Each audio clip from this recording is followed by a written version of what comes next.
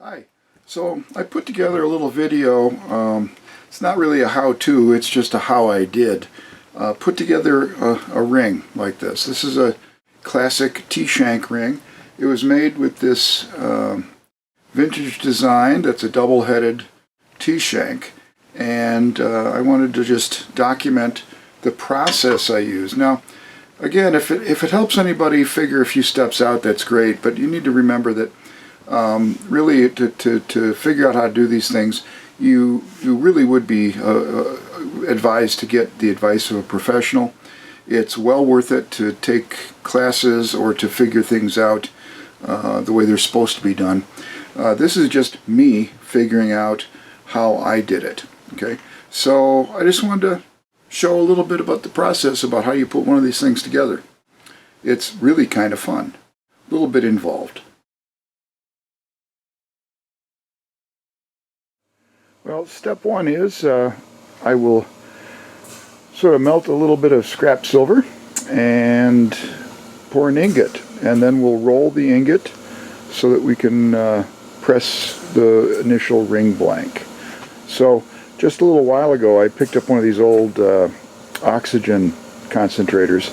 This one has like over 20,000 hours on it, so it's well past its useful life, but it's putting enough oxygen out to run the torch. So I've been using it, and hopefully if I get another couple months out of it, it'll pay for itself. Anyway, that's all I'm going to do is just melt a little aliquot of silver, about an ounce or so, and we'll make up an ingot.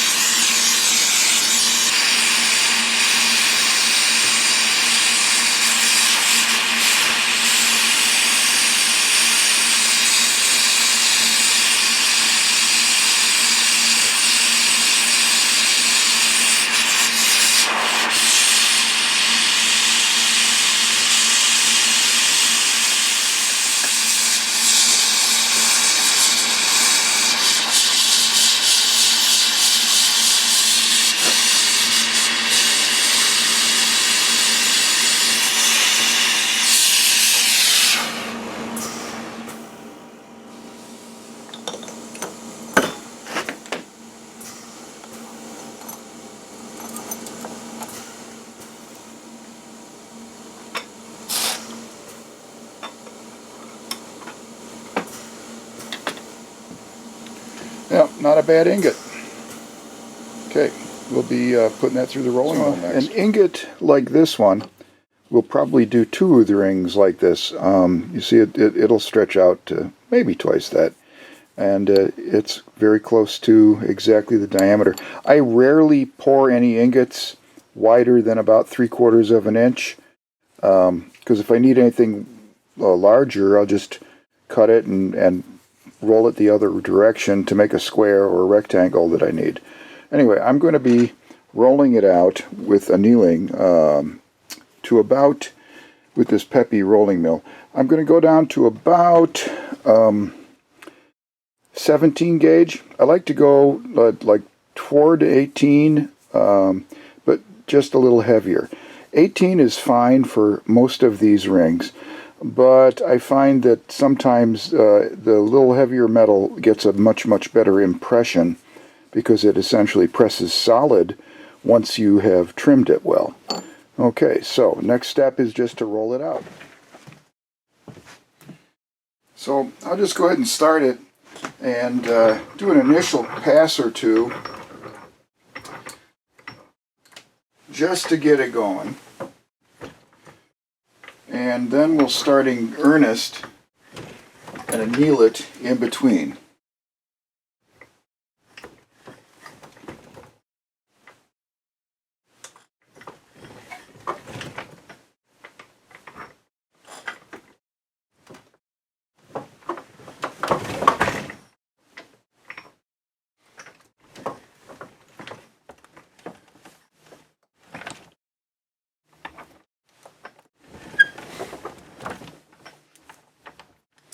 Sometimes to anneal it's handy to just put some Sharpie marks on the metal, because the Sharpie will fade when it's very close to the annealing temperature.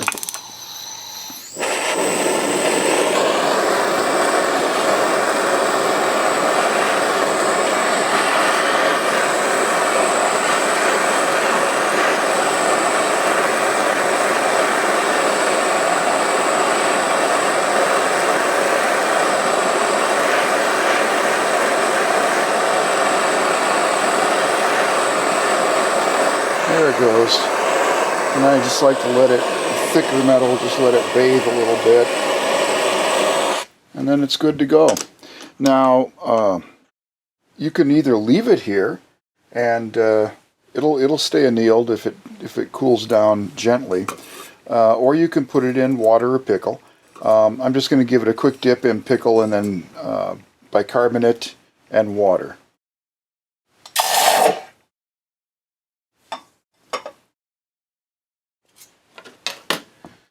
And there we have it. Dry it off, start it through the mill again.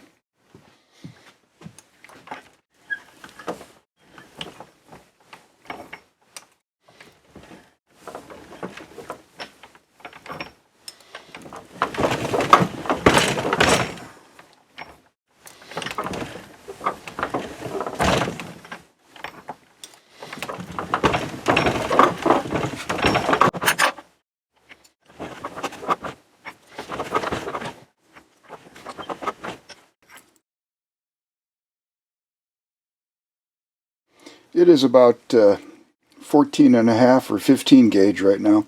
I'm going to go ahead and anneal this again, but that'll probably be the last time I need to anneal it.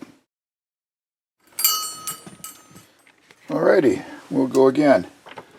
I noticed after I annealed it that there's one wonky spot on the ingot that I think it'll press out okay, but I may avoid it. There may have just been a little bit of discontinuity in the pour. We'll see. Okay, this is a nice 16, not quite 18. I think just one more little pass and that will do it. Alrighty, so this is, yep, it won't fit in the 18 gauge, but it's got plenty of room and it wiggles in the 16. So I kind of like that for these rings. And notice it'll fit on there just right. And I won't get, well, I could probably get 2 rings out of that. That was pretty close. Anyway, next step is to cut this, and then I'll do an initial pressing in the hydraulic press to get a ghost impression that I can use to trim.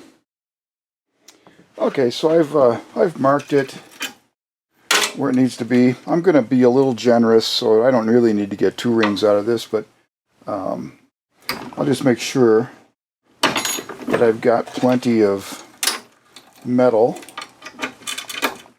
to line up on top of that die. Okay, so I've re-annealed the metal, and I'm going to just try to get an initial ghost impression on there. One thing I like to do, I don't do it every single time, but with my dies is I just use a little 3-in-1 oil on a Q-tip that I keep nearby the press, and once in a while I just run a little oil on there just to help me keep the rust down, and it also seems to help me get impressions out when they're deep. This shallow die, it's never a problem. So I'm just going to place the metal on that and line it up, center my work. And now I'm going to do an initial pressing in one direction, turn it a couple times, press it again. It's going to be very loud for a minute because I've recently switched over to a air-driven hydraulic just to give me some convenience before I can afford one of the nice electric presses. Anyway, here we go.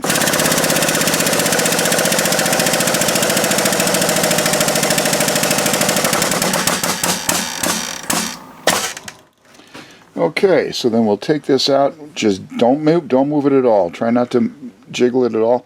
Except that, wait a minute, I don't like the way I've got it there. Well, it'll be okay.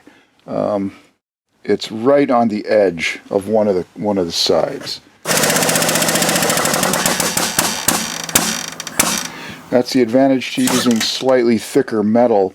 If you're off by 1/4 of a millimeter, it will be able to accommodate that. Now with this design, I'm going to press again like this. And then I'm going to press again like that.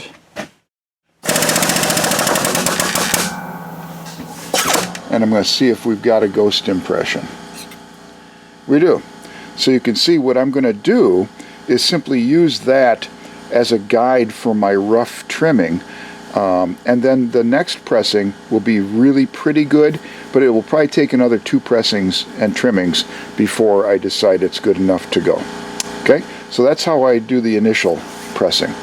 Okay, so first just going to do an initial trim.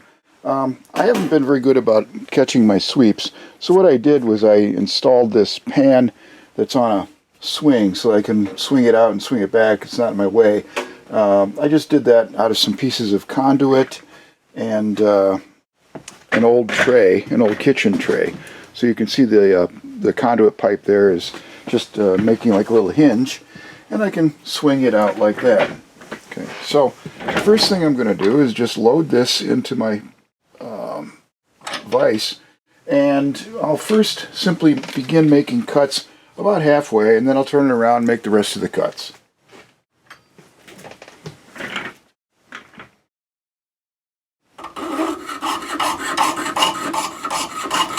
And if I was doing fine work, I wouldn't leave this much out to be bouncing around, but because I'm just doing a rough trimming, I really don't care.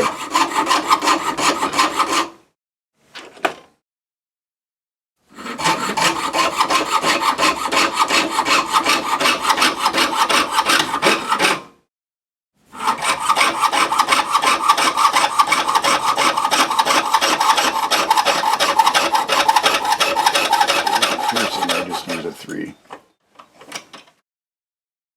And a little bit more. And when I go to pierce this one, I'll do a higher magnification. I'll get in closer.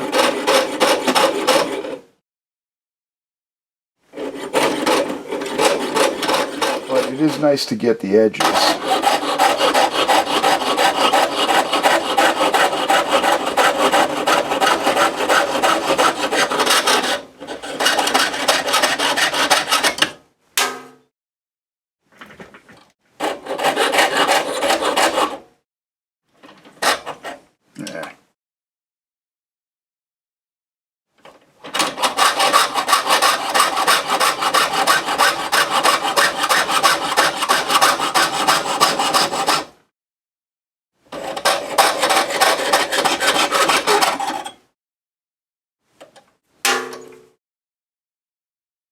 To cut it, so it won't hurt me just to leave it for now.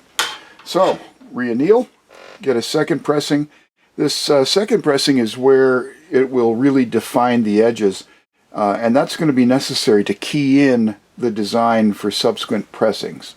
Okay, we'll try it again, and with a little bit of luck we will get an indexing type of a impression. Just center that. Okay. And before I make a move, it looks like it might have worked. Okay, so let me turn it.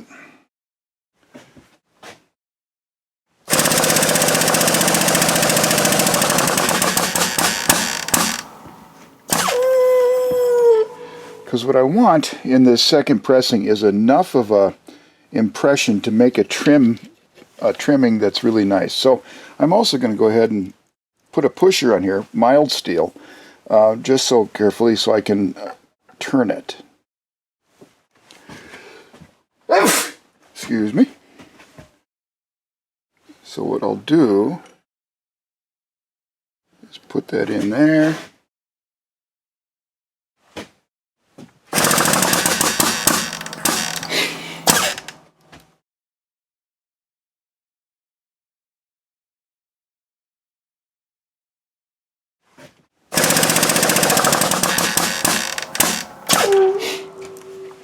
Okay, let's see what it looks like.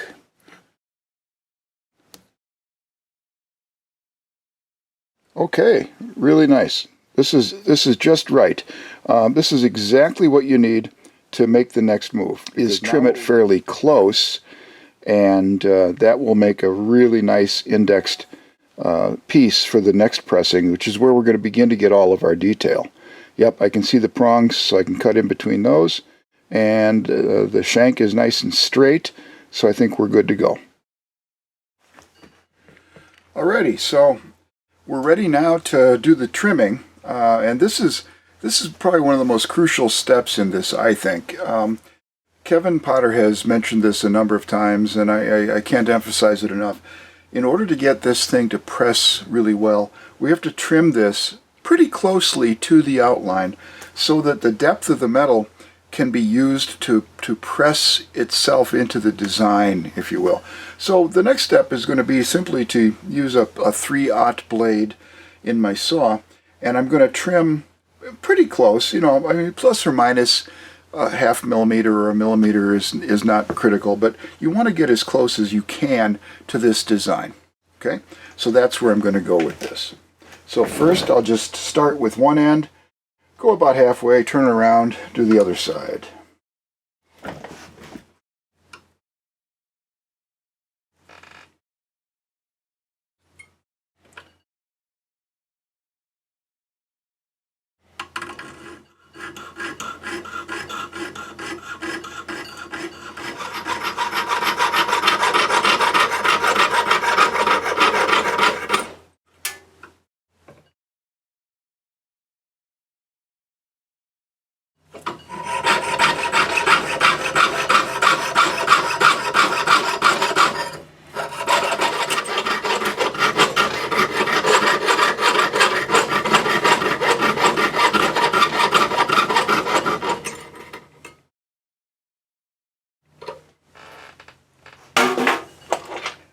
Cheat here.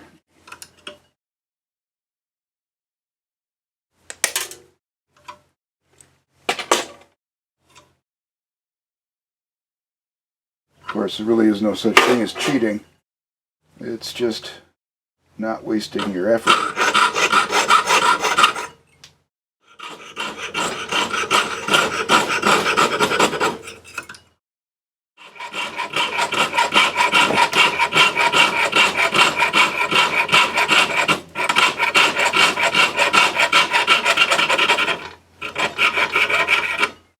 There. Okay, so what we're looking at now is where you want it to be when we anneal it and put it back in the press for the second time. Okay, so, well, third time, I guess. Now, it'll probably take 2 more pressings, but we're going to come very close to getting a pretty good idea of the way the detail is going to press.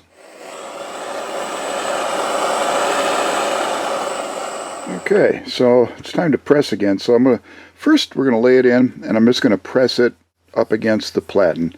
And then I'm going to put a couple of pushers on these 2 ends and see how much detail we can get. I think we're going to probably need to trim it one more time though. But let's see how it goes. Okay, so I've put a little bit of oil in that die. Oh yeah, that fits in there really nicely. So see how tightly that fits? That's what you really want to have. Don't worry about getting it out. These are thin pressings, and even like this with 16 gauge, there will still be a little bit of a lip that'll come over so that you can use a knife or something to pry it out. So that's not usually too much of a problem. Again, center the work really well, and here we go.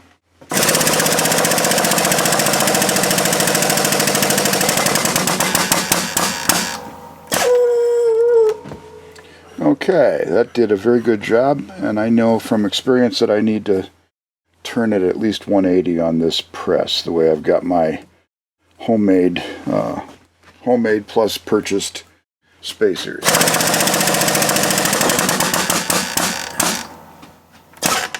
Okay, now, although that's probably hardened the metal a bit, and as Kevin mentioned, these parts here are much thinner than the shank. The shank has to be sturdier because this is going to be supporting each other, right? It's going to be making like a circle up at top, so it can afford to be a thinner metal.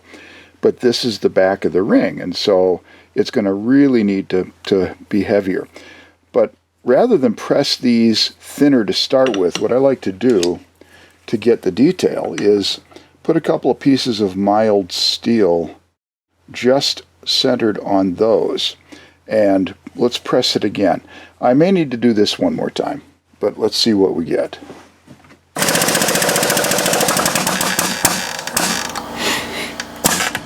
And we'll turn it. Now, reminder, whenever you're using anything to push, be sure that it's always a shorter dimension this way than this way. Never put it like this.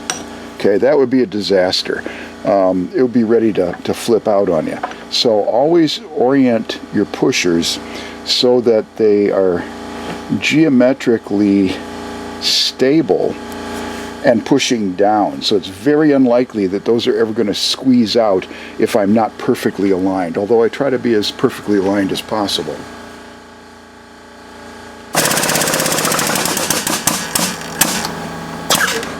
Alrighty, so moment of truth. Let's just see what this puppy looks like. And again, I'll see if I can pop this out of here. It may be a little bit. If I damage it, no biggie, I'll fix it. But try and see if we can get this started. If I get any part of it started, that's usually all I need.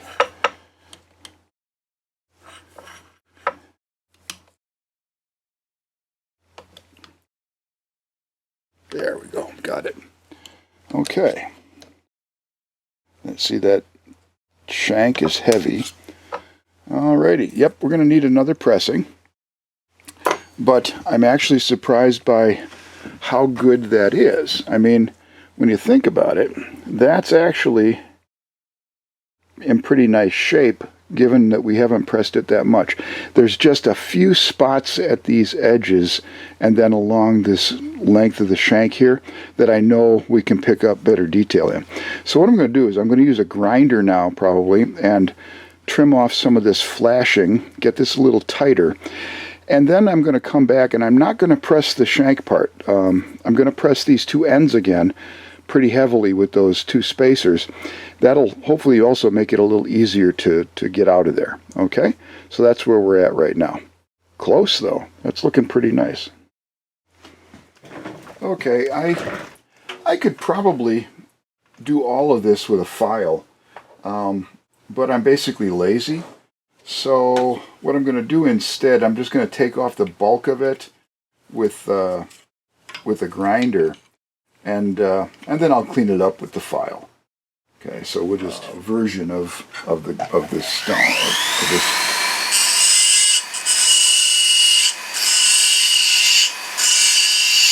I'm just going to be to clean it up a little bit with a file, and I'll use one of these 4-cuts. The 4-cut is not super aggressive. It gives a nice finish. It won't be a final finish, but it's okay.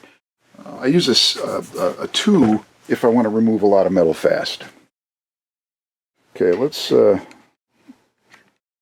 if I can keep this on camera.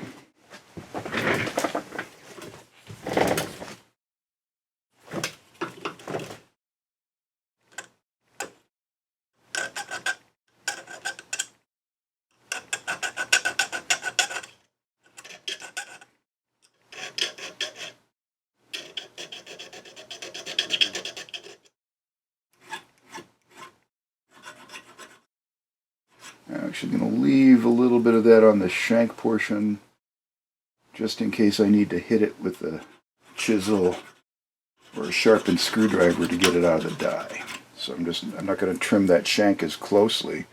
That'll give me a little metal that's not critical to the design that I can punch on if I need to. Okay, so now re-anneal it and we'll press hopefully for the last time.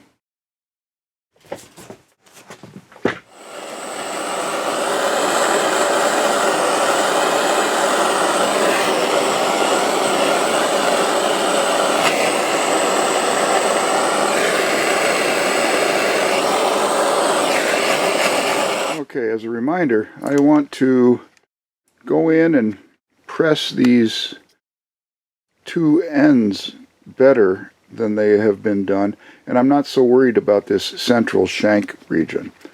Okay, so what I'm going to do is, like I did before, I'm going to put a couple of squares of steel on top of those two ends and see if that does a good job at pressing them in. First, make sure that it's indexed nicely. Yep.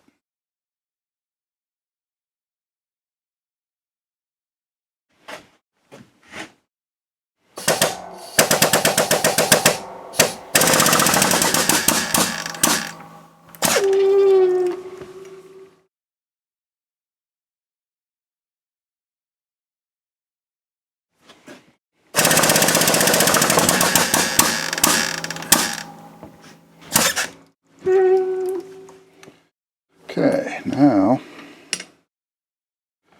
let's see.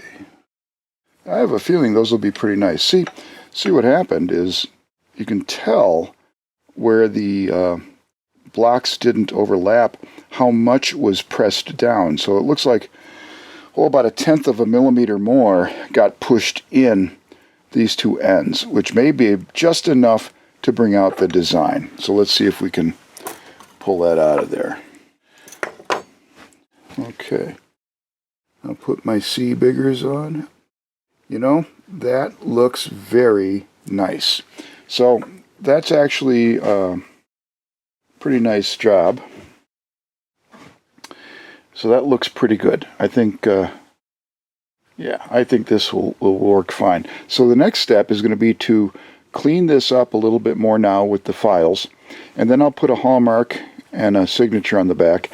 Sometimes on rings that or things I do a lot of work on, or if the band is wide enough, I'll engrave my signature. Otherwise, I have a stamp that I use, which is a smaller version of my signature. So anyway, I will do that, and then what we're going to do is pierce these areas and cut them out so that we can make a nice pierced gallery there. Pretty cool. That's looking like a nice ring.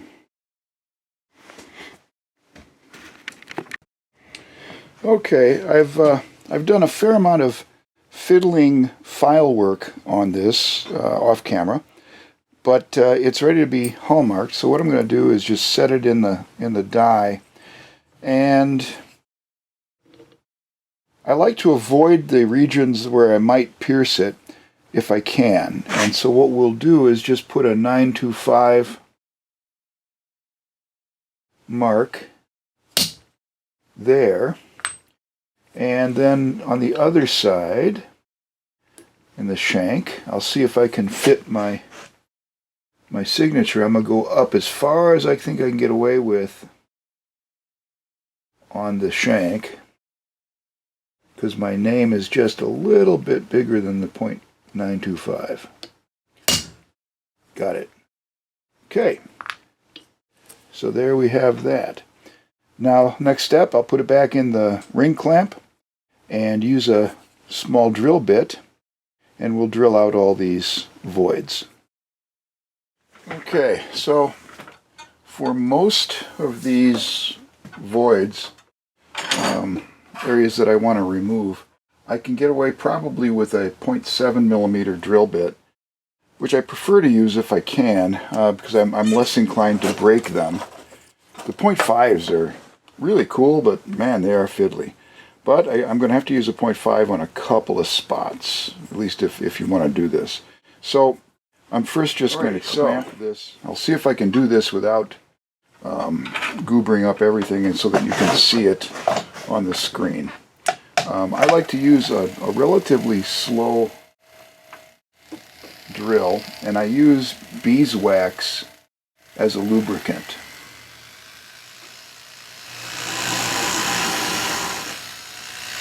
Just touch and release, touch and release, touch and release, and you're good to go. More beeswax.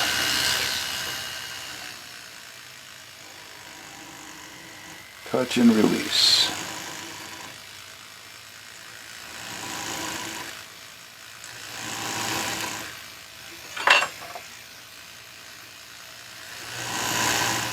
I keep my little beeswax bits around so they're convenient for me to reach. I notice that sometimes they break through and they leave a little divot there.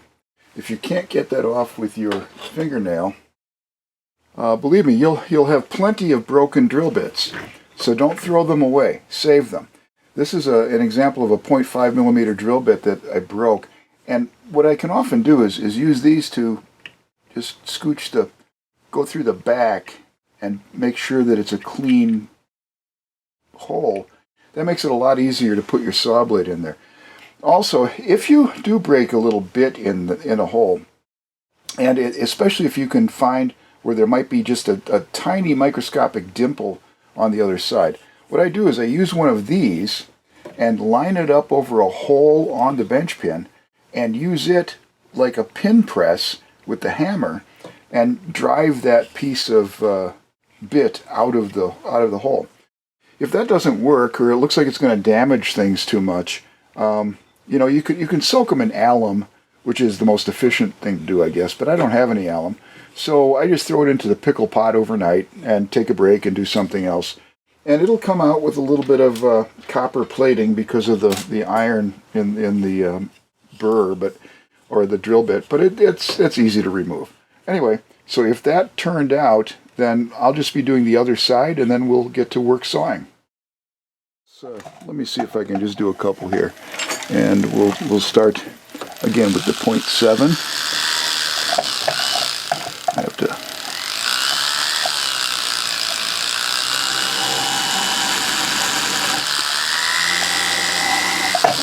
That's too fast. There we go.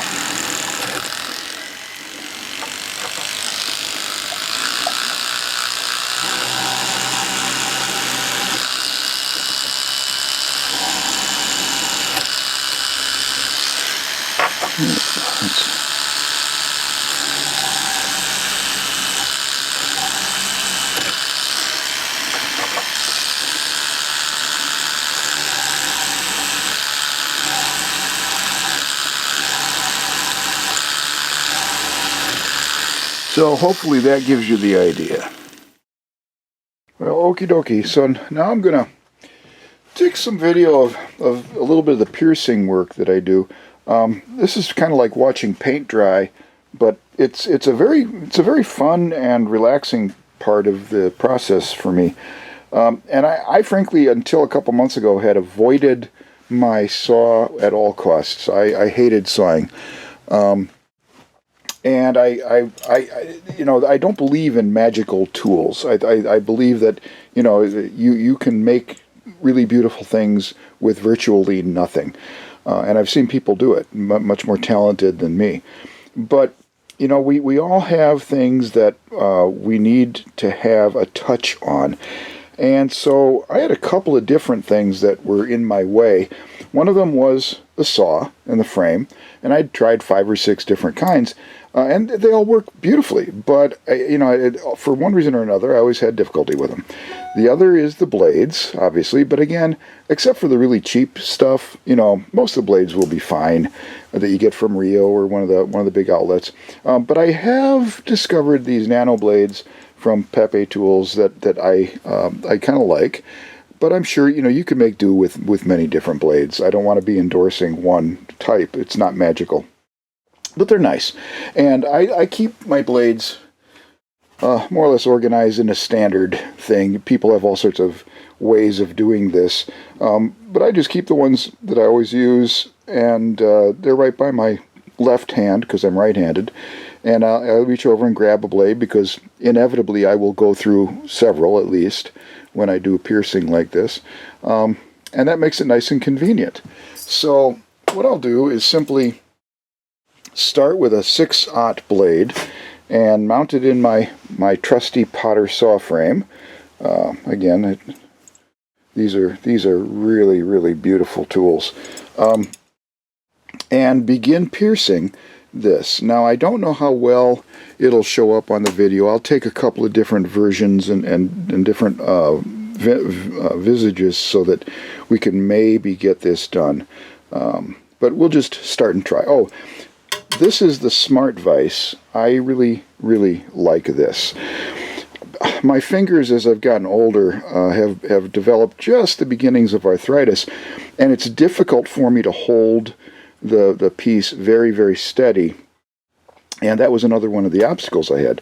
And my wife bought me this thing, which, you know, it takes a bit of fiddling and it's not perfect, but it actually has done an amazing job for me in helping me stabilize the work while I saw. Because what you can do is simply let it clamp, and it clamps passively with this spring steel. And you get it stable, and then you can cut.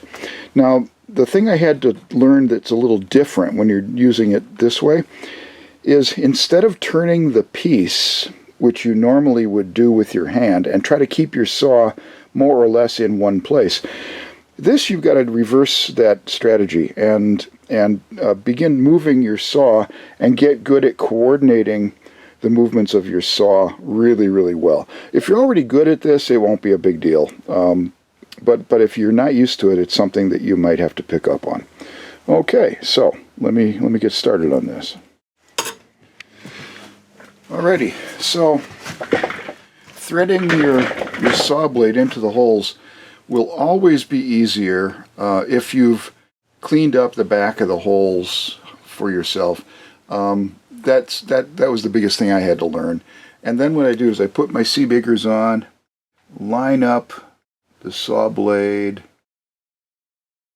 and thread it in if I'm lucky.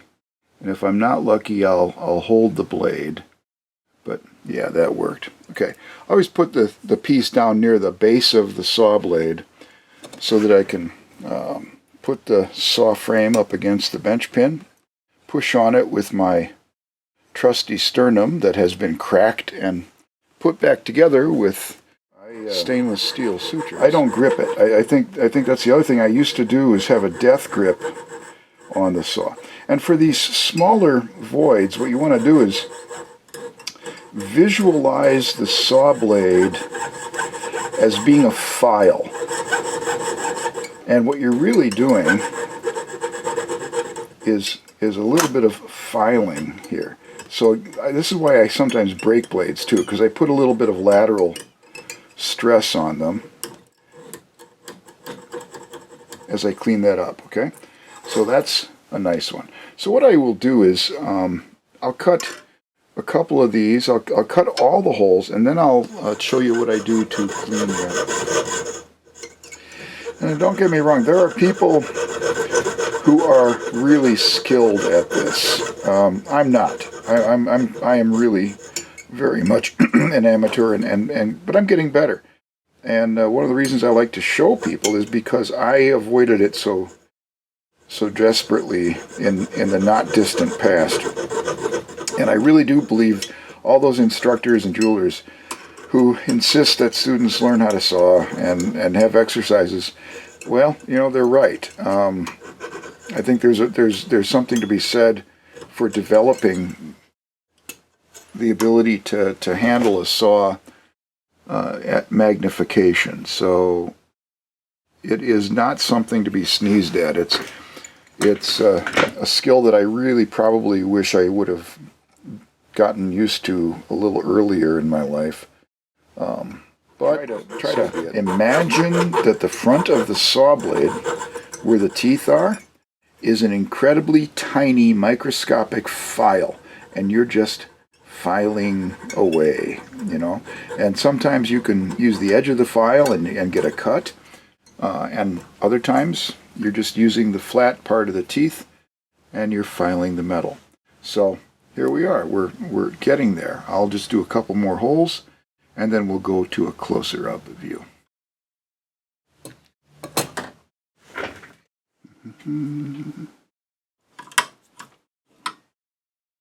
Okay. This has a couple of little tight spots, so what we'll do is cut into them. I'd rather not try to turn the blade in a pointy part.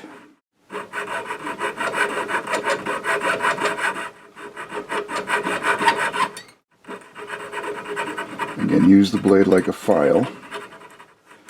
And I think I need to turn this just a little bit. In an ideal world, I would have switched this piece to the other side of the vise, but since I'm taking video, I'll just cut backwards.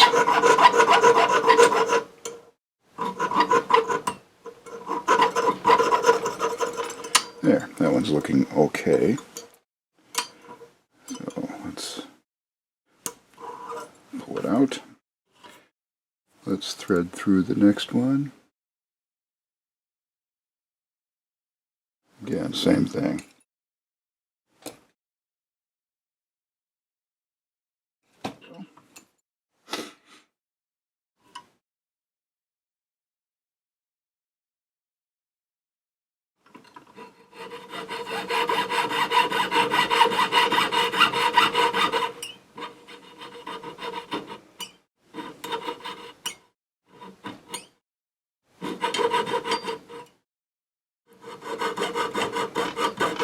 Just a few more to do, and then I can show you a little bit more how I clean these up. There's a couple different ways that you can do that, and different things that you can do to clean them up. And I'll show you what I do with them. Yeah, they're looking pretty nice. But the first thing we do is we just want to run through really fast and just kind of burnish and clean up the edges. There's many ways to do this. Typically there's a right way, and then there's the way I probably do it. And I'll show you one of the things I like to do. I will use these flame burrs. These are elongated flame burrs that are about 1 millimeter in diameter at their widest. And so they have a little tiny sharp tip. You have to be a little careful with them. But again, I like with the other double cuts, I like to run them close to full speed and just go in and outline every void here, and that will begin to clean it up. So let's do that first, because that goes pretty quickly, and I can show you what you could use the ring clamp if you want. But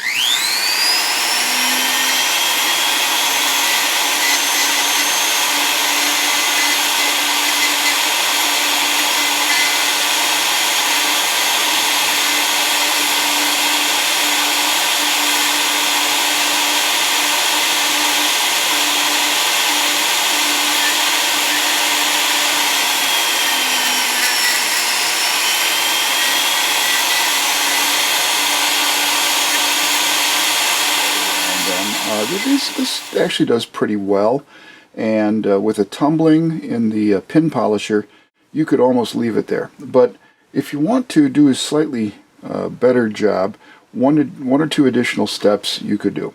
One is to use a string with some compound, some rouge, and you thread it through and you thrum it, just like you're polishing the edges. And you know, if I was doing a really high-end piece, that's exactly what I would do. But frankly, you will get away with much more if you just leave it like that. Another thing I can do is take one of your old broken drill bits. This is an old 0.5 millimeter drill bit that I screwed up, and I've got a little piece of diamond hone here, and I'm just going to sort of flatten it a little bit and turn it about 180. It's not critical. What I want to do is make a slightly oblique or sort of oblong cross section, and then what I'm going to do is I'm going to go into the voids. You can see how I did that, and I'm just going to spin this at high speed and just sort of run around really fast. And what it'll do is burnish the inside edges a little bit. It's not much, but it does tighten it up a little bit.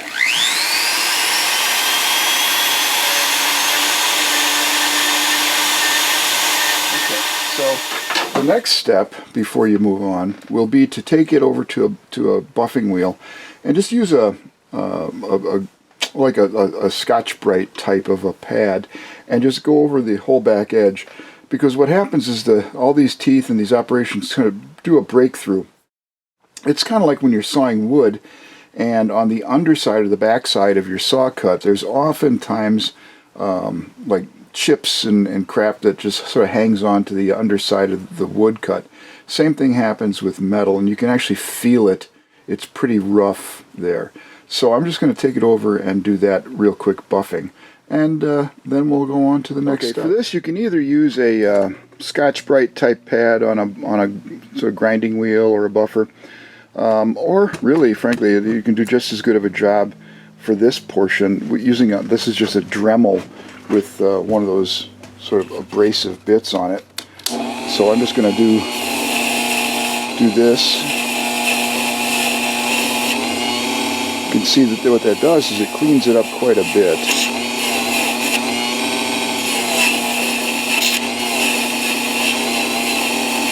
And I always leave the final polishing until I've already assembled the ring, because we're going to have to be manipulating it quite a bit as it is. And so it really doesn't make any sense to try and polish it at this stage. Okay, so there. And once again, it can be helpful to anneal this at this point, because the next thing we're going to do is file these edges and do some bending.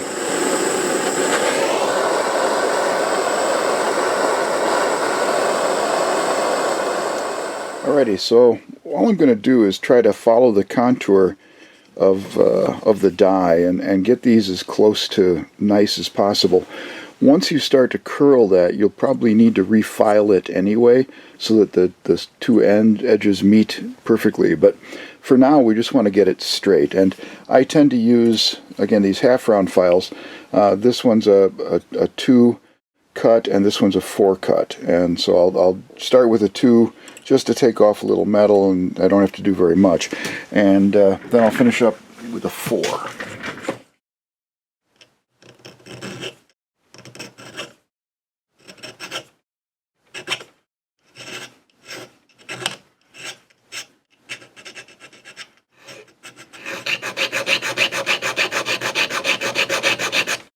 Okay, so now we're ready for the next step, which is going to be to put a curve in these two parts here so that we will bend them together and then solder that piece. And there's several ways to do this. You can put it in a swage block and use a dowel and give it a dome that way. I've also used the press. You put it in the press and put a metal bar across both pieces simultaneously and press down into a heavy piece of urethane, and that'll bend those up. No matter what you do, you're only going to be getting the initial curvature, and you have to finish it by fiddling it with pliers. Either you tape the jaws of some round nose pliers to cushion them, or use a set of nylon tip pliers. Anyway, another thing that you can do to at least get this initial shape, to begin it, is to just use a pair of forming pliers. And to do this, I simply go in and line it up, center it, and give it a bit of a press. And what that'll do is begin to give it a curvature.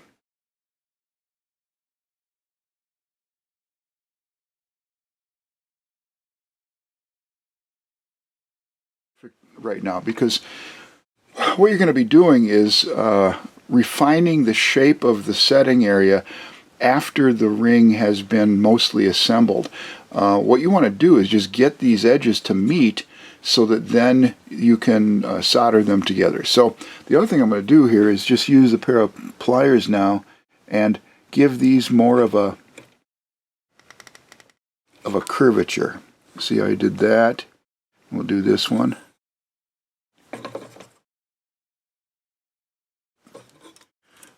Okay, and then I'll do the same thing over here. You see what we're trying to do now is bring these together in such a way that they can be soldered.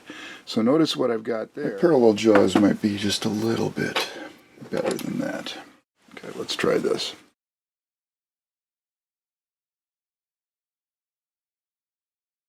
See, we want to get this bent pretty good.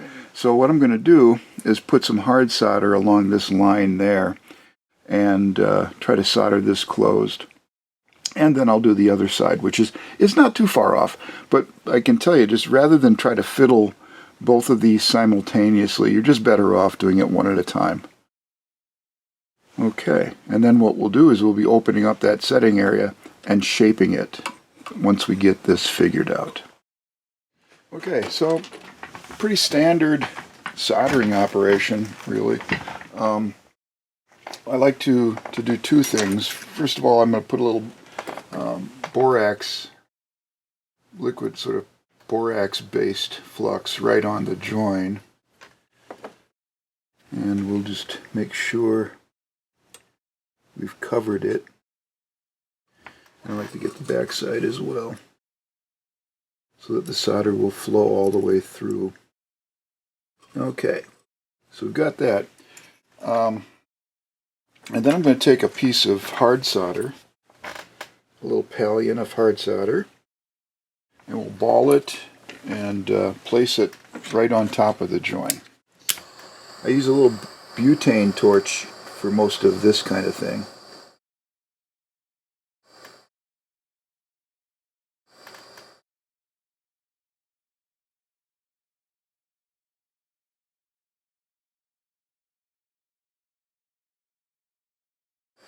There we go. Alrighty. So we've got that positioned, and then you don't have to do this, but I often use some fire scoff just to minimize the discoloration that's going to happen to the rest of the ring. And then we'll just heat this up and see how much the solder flows into that.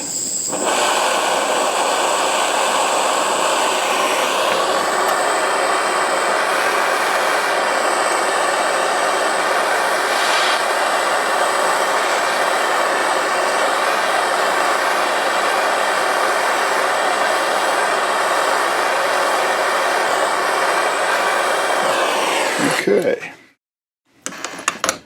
so we will take a quick look at this. I'll just dunk it a little bit in pickle, and then a little bicarb, water, and then we're good to go.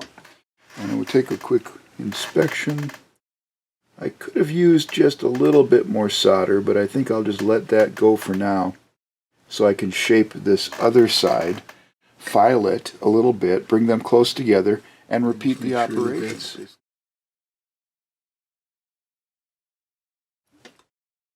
All over that.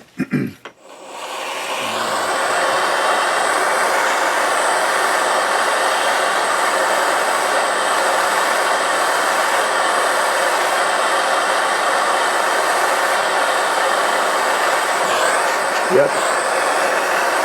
That did it. Well, okie dokie.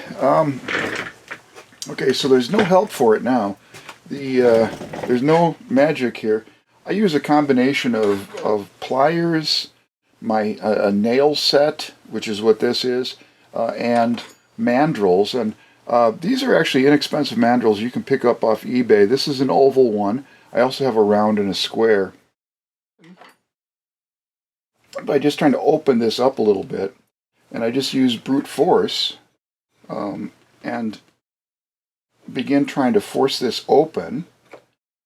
Again, from the inside. Try not to ever touch the outside part of this, because you've already put a nice design on that and you don't want to ruin it. And then we'll see if we can get this in. So now I'll just try to torque this, twist a little bit. Once it's a circle, you're almost home free, because then it's just a matter of squeezing enough, and you may need to use the vise.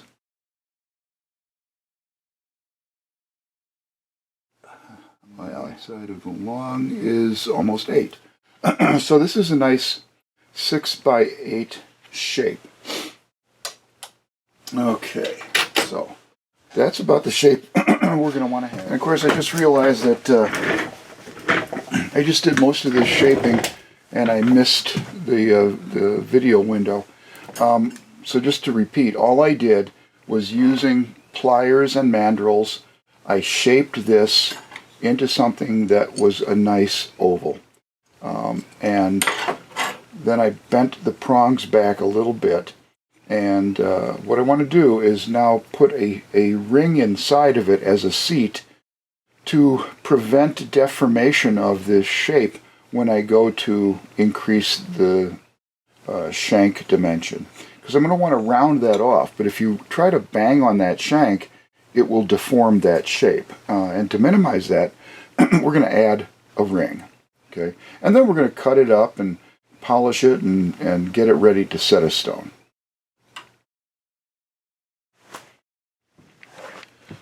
Okay, no magic here. We're just going to make a small ring that we're going to be able to solder in as a seat. And I'm using 18 gauge wire here. You can use 20 or anything you want. You can use square wire, because what I'm going to do is flatten this out after I get it formed. So don't worry about getting it to shape right away. So we'll just get it so that it meets, and we'll solder it with hard solder to make a ring, and then we'll shape it. Okay, the mandrel that I have won't help me very much for this because it's too big. But all I'm going to do is give this some shaping. Again, we don't need to worry about the condition of this because we're going to grind the dickens out of it anyway. We'll once again just use a double cut. And I may also use this opportunity to thin the prongs just a little bit. We'll see. You can hold this in a ring clamp or just hold it by hand.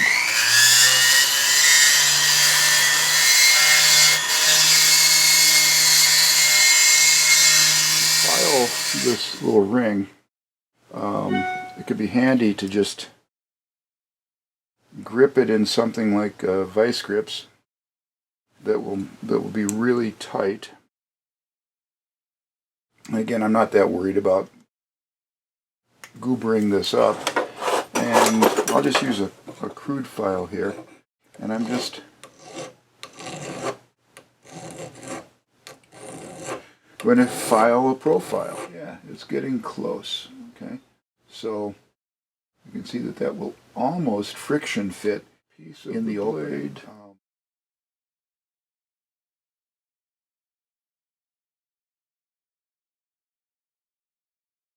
Go in there,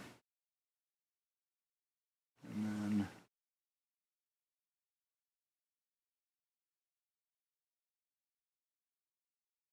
there. Make a scaffolding, and then set this. Okay, it is simply a matter of fiddling and filing until you can get the ring sitting in there just right. So what I'm going to do now is we'll flux that pretty well. I'll heat it, flux it again, and then we're going to make about a half a dozen little balls of, I'll use medium solder on this one, and we'll place them around and start the process of soldering that ring in.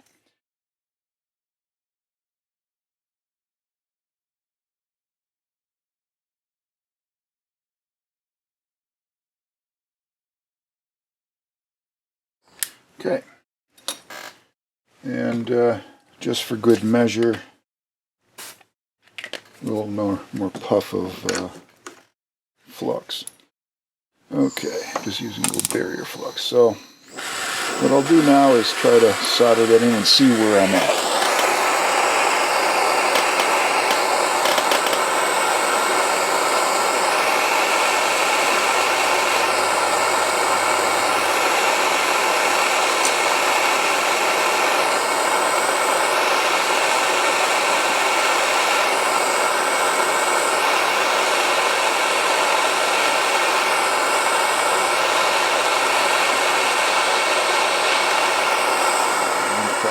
So I'm going to remove the bits of saw blade, assess where I'm at and see if I want to do anything more with that, or if I'm just going to go with it. It figures, doesn't it? For videotaping, this is not my prettiest seat that I've done, but just by continuing to grind and file it away, you get a little ridge there that can be used to hold a stone.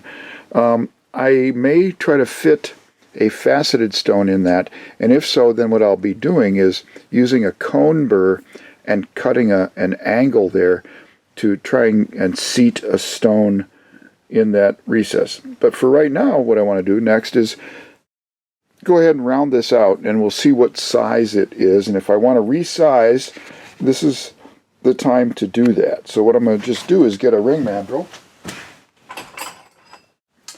for starters, and we'll put it on the ring mandrel and get a leather hammer, and we're just going to be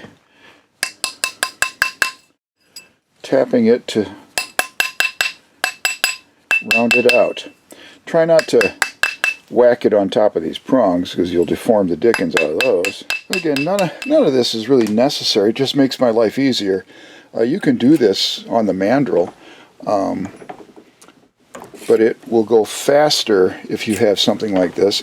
Or there's a bunch of different things, like you can use an expanding tool and make this just a little bit rounder. And this is where you'd be in big trouble if you didn't have a seat in there, because what would happen is that this would just completely deform that setting area. Okay, so the stone, or the ring, turned out to be a very nice size 6. It's just a titch under 6, but by the time we get through filing, it'll be a 6. So before I go any further, I just want to make sure by 8.5 or so. So it's not exactly a calibrated setting, but I have a stone, I think, that will come close to being really nice fit in there. So yeah, what I'll do is, since that's really close, I'm going to now just give that seat a little bit of an angle, and that way I'll be able to push these prongs over and polish that up, I think, pretty well.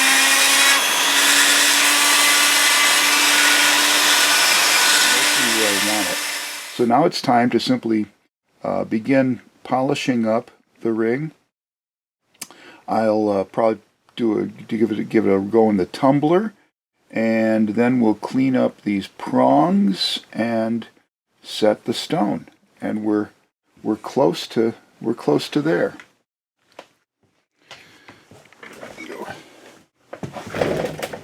Well, it's starting to look like a ring, isn't it? So all I have to do is put a little bit of a finish on it. And for starters, I want to get rid of some of the file marks that are on the shank. So I'll just use one of these silicone wheels. This is a pretty rough one, but we'll just give this a quick pass.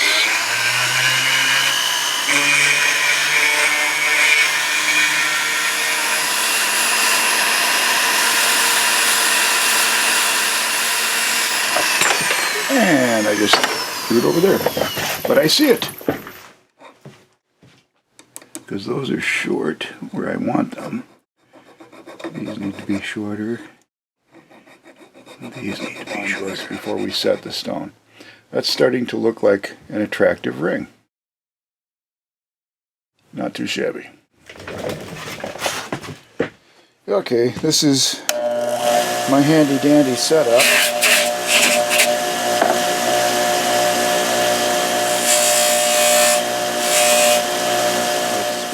Most of you know what this is. I just use simple green. Okay, it's really starting to look like a ring. So I've decided I'm going to go ahead and give it a patina. And I use this liver of sulfur gel. It's really very easy to use. I put a little dollop on the end of a toothpick and put it in some distilled water in a little jar that I use just for this. Stir it around. It's basically at room temperature. You can get fancy with liver of sulfur. I typically don't. I typically just leave it in until it gets to where I want it. Take it out, buff it, and I'm good to go. So we'll give that about 15 minutes or so and see what's happening. Okay, this went in there a little longer than I had anticipated, but no biggie. It just turned quite dark. But we'll rinse this off. Put that aside. Okay, I like to use this pin polisher. I just use a little bit of this Shine Bright stuff in water. I store the pins in water with that. Drop that in there. And I'm going to put this on the magnetic base. I'm going to turn it on for about 20 minutes or so. As much as I like this, it says it will deburr things, and it will, but you know, realistically, it just sort of adds a little extra finish to things. It's great for things that are pierced, but those little pins, it's not like they're going to get into all those little nooks and crannies, but they will help. The larger the pierced openings, the better job this will do, of course. But it'll help with something like that ring quite a bit. So let me turn this on, and then we'll take a look at what's happened after about 20 minutes.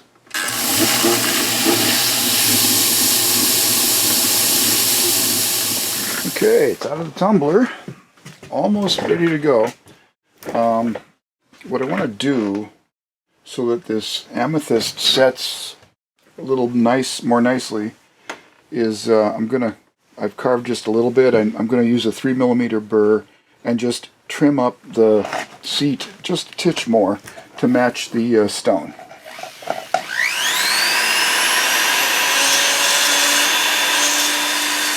Okay, I think that's pretty good. Set that amethyst. So let me take this and just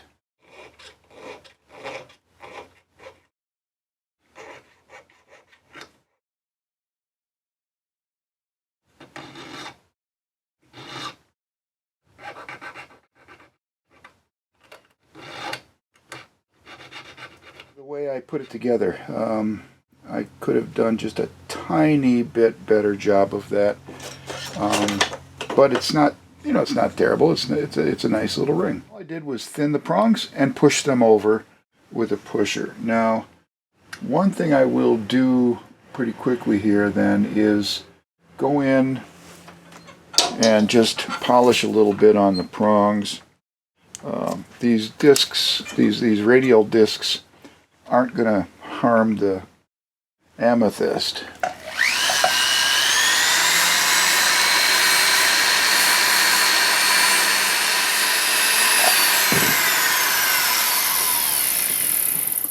But I'm going to call it good. And I will probably, since this one is a size 6, I think this will go to my wife. She deserves a nice little ring, and this turned out to be pretty good. So it's not perfect, but it's not too shabby.